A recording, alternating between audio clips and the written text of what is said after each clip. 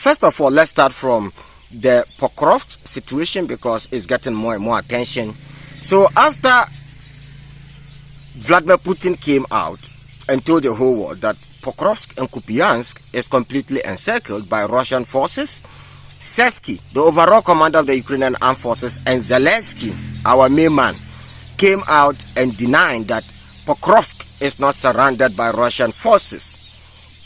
Well, Vladimir Putin said he's not going to waste his time actually trying to prove that whether Pokrovsk is encircled or not. He's giving the Ukrainian armed forces or the Ukrainian politicians, the leaders, mainly the Ukrainian government, 48 hours to make a decision about Pokrovsk and Kupiansk.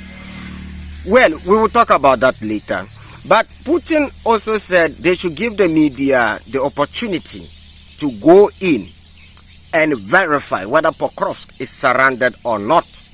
Well, Zelensky came out and said he's not going to allow that to happen, yet he continued to claim that Pokrovsk is not surrounded. Well, let me help you with the map. Now, when you check this map very well, you can see that the Russians have encircled the city of Pokrovsk, leaving only one road. I've explained it before that when we look throughout this war, the Russians continue to do this. Whenever they surround the city, they leave a narrow road and they make this road kill zone. I don't know if I'm allowed to use this word or not, but basically that is what the Russians call it. They call it a kill zone. Anybody who attempts passing through this road, I don't think you're going to survive. Their drones will come after you, artillery. So this has been the pattern that we've seen over and over again. So when you check the map very well, you see that there is only one road. Only one. That's all. And they intentionally left this road. We saw it in the city of Bakhmut, in the city of Marinka. We saw it in Ugladar. So it's something that we continue to see the Russians doing over and over again. I pray that the Ukrainian authorities make a decision, because the fate of these soldiers, you know what will happen to them. I don't have to talk. Anybody who is familiar with this war and anybody who knows Zelensky well, you realize that this has always been the behavior of Zelensky and the Ukrainians. Whenever the Russians encircle a city or a particular place, the first thing they do is to come out and deny. That's the first thing they do. Remember, even in Azovstal, in Mariupol, when it was quite clear that Ukrainians were trapped, the Azov battalion, when they were trapped in a factory, Zelensky still came out and denied. Remember, in Bakhmut, they denied. I am not going to try to prove to you whether whatever Vladimir Putin said was true or not. But we can look at a pattern. Ever since this war began, Putin has never made any statement about the encirclement of Ukrainian troops, which we later find out it was not true. It has never happened throughout this war. You can go and check. The facts are available. So many Ukrainian channels, the big channels, claim that Russian soldiers are outside the city and they are fighting. Today, the Russians released a video of their troops fighting in the city. Quite interesting. Check this out.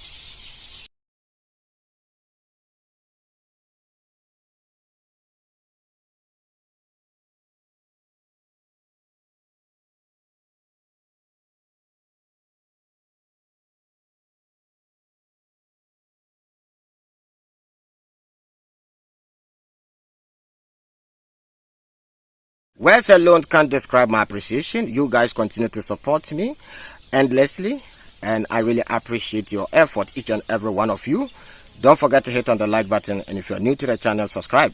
So this video was released by Russian Ministry of Defense to confirm that Russian soldiers are currently in the city of Pokrovsk. Now, according to the Russian Ministry of Defense, they are going after Ukrainian drone operators. That is what the Russian army is currently doing. I think I have to explain what a cordon is. One thing I've realized is some people still don't understand how a cordon works when we talk about encirclement.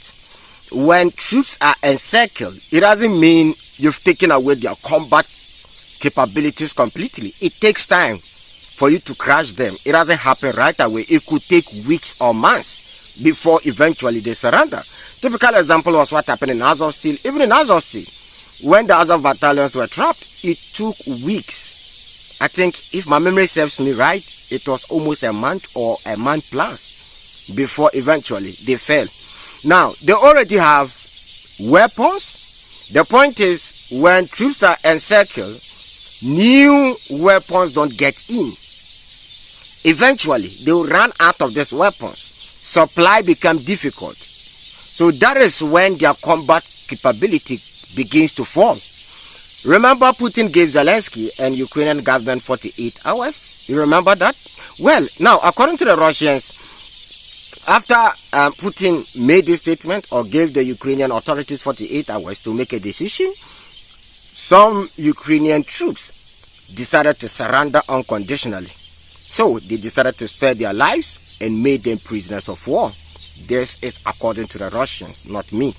One of the greatest assets of the Russians is time.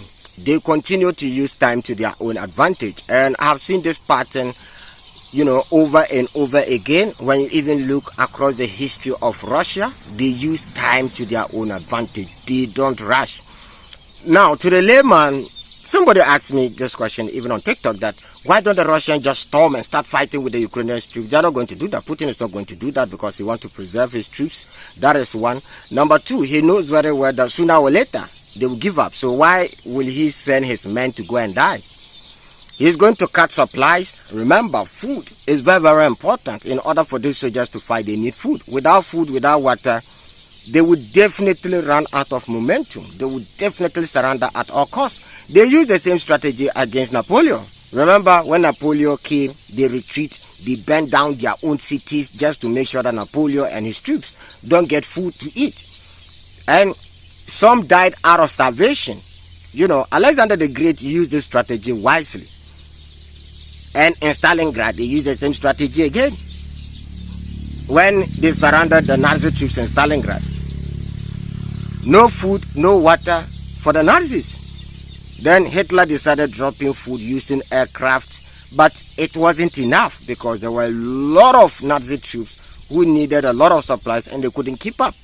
And eventually, they had to surrender. They had no option. You saw the same system in Mariupol.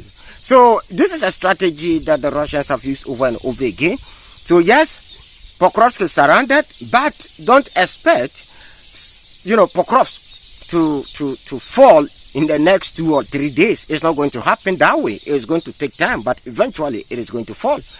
But when they surrender early, in fact, it makes a lot of sense if they surrender early, because the more they wait, the more they are going to go through more difficulties, the more innocent people from the Ukrainian side are going to lose their lives, because they will end up fighting against an opponent who have materials, who have what they don't have.